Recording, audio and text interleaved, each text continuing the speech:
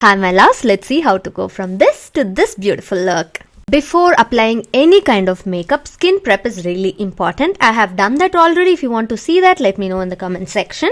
And I'm starting with a Hydro Grip primer. This will help to keep that makeup in place. So here I'm using the e.l.f. Hydro Grip primer and it's really good. It has really great reviews. And also I'm going with a pore filling primer. Again, it's from e.l.f. Pore filling primers are going to give you a very smooth finish when you have like pronounced pores or like larger pores. I have extremely oily skin and also I have textured skin. That's why skin prep is really important for me. Also, like pore filling primers like this are going to help me achieve a very smooth and good look. I let the primer sit for about 30 seconds and going on with my concealer. I'm going to use my concealer just to hide my hyperpigmentation, and I'm not using a concealer to highlight my face. If you notice, I'm just using a shade that is very similar to my skin tone and not something lighter because I want to my face look like my skin, not like very highlighted for today's look. And also I'm using it as my eyeshadow base. On days I don't want a full face of makeup, I just dot my concealer just like this and blend it using my fingers, and it's going to give a very perfect everyday look. But today I will be using foundation and all that jazz, but as of now you can see I'm just applying my concealer like everywhere I can find hyperpigmentation. Also I'm dotting it on my dark spots. I will let the concealer sit for about 5 to 10 seconds before blending it with my fingers. I use my fingers because it has that warmth which will melt away that concealer and it's easy to blend. I find like more than brushes, my fingers work really great, but I have one brush that works really well. I'll share that in my next video, or I'll have the link for the brush in the description. To make sure there are no harsh lines when blending with your fingers, I go in with the wet sponge and just press it. I'm not going to pull it or drag it on my face. I'm just going to press it and make sure everything is blended and looks smooth and well before applying my foundation. When applying your foundation, first take your foundation on the back of your hand and blend it using fingers, and then take your wet sponge, dab it on it, and then use that wet sponge on your face. This will give a very flawless and smooth finish. I just learned this trick from TikTok. I can't stop using it. It is really well, and you also make sure your foundation is evenly applied, and it definitely gives a very smooth and good looking foundation. Also, don't rub your foundation all over your face when using your wet sponge. Make sure you dab it like how I am doing it, because this is going to make sure all the products that you have applied before, like how I applied concealer, if you have applied bronzer or something like that, it will make sure everything stays in place and you won't move everything around. I'm using my setting powder to set my face. Wherever I have applied my foundation, I'm just setting everything. Also, the setting powder will help me to keep the makeup in place and also control unwanted shine. With my makeup base set, I'm starting my eye makeup. I'm using a flat brush to apply a very neutral brown shade, and using a fluffy brush to blend it, and I'm making sure I take my time to blend it. Today I want to use a green color on my eyes, so this is the first time I'm using a green color. I'm just taking my flat shaded brush. I don't think the brush is doing anything with the color. It's not applying that good, so I went on with my fingers, and you can see it gives a well payoff using a fingers. And also I'm adding more to build up the color to my liking, and I'm adding a champagne golden, muted golden color on the other side. So I don't want it to look too green, and I'm using a flat brush to blend the both colors together. Again, I'm going in with that fluffy brush to avoid any harsh lines, and using a windshield wiper motion to make it smooth. Now you can see I added a little darker brown to the corners and then blending it. This will create a kind of a smoky look, but not really smoky look, but it makes all the color pop and it gives a very beautiful look to the eye. See, when it comes to eyeshadow, it's all about playing with colors. You just need to know few basics and play with colors, and you will end up with a gorgeous look. I'm going with a brown shadow on my precision brush and creating a brown wing liner. I wanted to see how this will look on my eye shape, but again I didn't go crazy with it, so it was not that visible once the look was done. I'm applying the same green color on the half of my lower eyelids, and on the other half I'm using the brown color to, give the same look as the top eyelid, and it definitely looks much cohesive and beautiful. On the corner of my eyes, I love applying this bright champagne gold color, which definitely pops open my eyes and it looks so bright and beautiful. I'm using my liquid eyeliner to line my eyes. I'm just tracing the line where my eyelashes meet my eyelids. I don't really like a thick eyeliner look for my eye shape. I'm just tracing it. By just tracing it, it definitely pops open my eyes. You can see the difference between both the eyes. And I like to flick my eyeliner a little to create a wing. I'm not going to create a big wing, as I mentioned earlier. For my eye shape, wings doesn't do much, or I haven't found a wing shape that will make my eyes look much better than without the wings. If you like to add more jazz to your eye makeup, this trick is going to help you. All it needs is a bobby pin. Grab your bobby pin with the eyeliner and then just like you see, dab it on the corner of your eyes. This will give a perfect cat eye look. Let me tell you, this is the easiest way you can achieve this corner line, because I have tried it with different techniques. It has always come out not so good. Sometimes it came out really beautifully, but sometimes it didn't. But this has always been a very good way to achieve that cat eye look.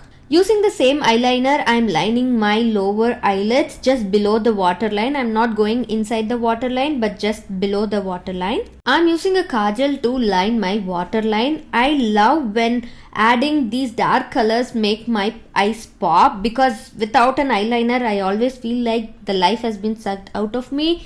But once I add my eyeliner, it feels like, oh my god, I'm so bright and I'm ready to live my life. Do you ever feel like that? Let me know in the comment section whether you like kajal or not. Same way, I like to line my upper eyelids, upper waterline using the same kajal. It definitely adds more color to the eyes, and it makes the eye pop and makes your mascara also pop a little more. Before adding mascara, it's very important to curl your lashes, because for me, I have very good lashes, but my lashes are very flat. If you have curly lashes, first off, I'm jealous. Second, you don't need this step and you won't feel this step is much important, but if you curl your lashes, it's going to make a significant difference. After curling my lashes and pressing it for a few seconds, I'm adding my mascara. Applying your mascara, make sure you wiggle your wand. Don't be go just straight up and down. Just wiggle your wand to make sure all the mascara is being applied on your lashes, which will give a much better application and a much better look. Same way, apply your mascara onto your lower lashes as well. I let the first coat of mascara dry for a few seconds and then going on with my second coat of mascara to give that full opened eyes. I don't really like to use false lashes, so 2 coats of mascara is going to be my best friend. So now the eye makeup is all done. So the face base is done. Now it's on time to go on with the blush and everything else.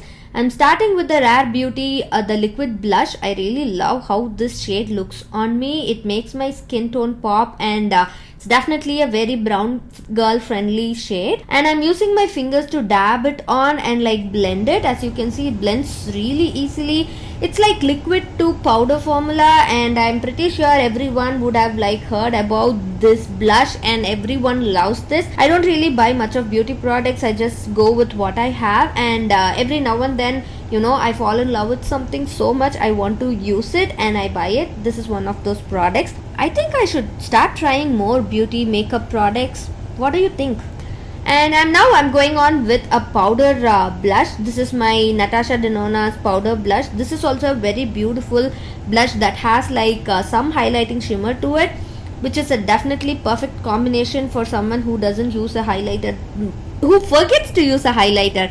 It's not like I don't like to use it. I love highlighters, but I forget it most of the time. Blush is my favorite product, but when it comes to bronzers, I don't even know why I'm trying this in this video, because 99% of the time I don't use my bronzer on my face. I just use it to add eyeshadow for my everyday look, and then that's it. But today I was like, okay, let me just dab it onto my face to bring back some that sun-kissed color onto my face.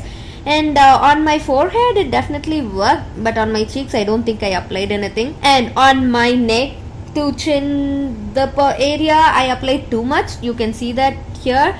So I went on with my wet sponge to correct it later on. And yeah, I should really start doing this, because when recording this video I definitely loved sitting here and doing my makeup. This video definitely makes me think that I need to get into more of like these beauty products, because I definitely enjoyed doing this and recording this, and like now doing my voiceover. Yeah, I think I'm going to do that. Now I'm setting everything with my favorite setting spray. I just love when my setting spray hits my face and every makeup that I've applied so far melts together, and like, you know, it looks perfect and good. After like spraying it, I go over with the same wet sponge and like press it. I'm not like pressing hard like when I pressed with my foundation, but I'm just like dabbing and making sure the setting spray is evenly spread. Today I didn't forget my highlighter, so I'm just taking the same Natasa Denona highlighter and applying it on the high points of my cheeks. That's the only place I would apply my highlighter, because within few minutes, like maybe 20 minutes of applying my face makeup, my oils will come through and my face will be like naturally highlighted, so I don't really bother to highlight any other part of my face. For my lips, I clean my lips before applying my lip liner. Today I'm applying a nudie pink lip liner before going on with anything else. You can see it, even the lip liner added a very beautiful pink color to my lips. It is just a teeny tiny bit darker than my natural lip color. I'm just making sure I'm applying it all over my lips. I really line the overall lips, and I'm not just going to line the outer part of my lips. I don't know why, I really like to line the full lips. Before going on with my lip gloss or my lipstick, I like to, you know, correct anything to make my lips look really good and perfect. I take a little bit of the concealer on a Q-tip and then apply it on my lips, just like how you see. You can see the difference between the before and after. I do this to make sure my lips are not like, my lipstick is not like coming out of the lip line, and to make my lip line look much more precise, because I like that look. So you can always do this tip to make your lips look perfect and precise. Sometimes your lip liner or lipstick, anything can like come out of those lines and it will look not bad, but not really perfect or the look that I go for. So both the looks are really pretty, but I prefer this way. So you can see I'm going on with the concealer with the Q-tip on the lines of my lips, and then like blending it. Make sure you blend it, because if you don't, it will look little harsh. Today I chose to use a lip gloss, which is a very pinky lip gloss, which is like translucent and has a tint of pink to it. It adds that juicy plumpy look to my lips. I used to love matte lipsticks, but recently I've been obsessing over these lip glosses and lip oils. This lip gloss is one of my long time favorites. Even when I was obsessing over mattes, this is the only lip gloss I would use. My loves, the makeup is done. How do you like it? Let me know in the comment section. So yeah, I definitely think you learned some good tips and tricks from this video. If you liked any tips that I mentioned here, please let me know in the comment section. Also share it with your friends and family who likes to do makeup and who needs some inspiration to do some makeup. Bye bye. With love, Sindhu.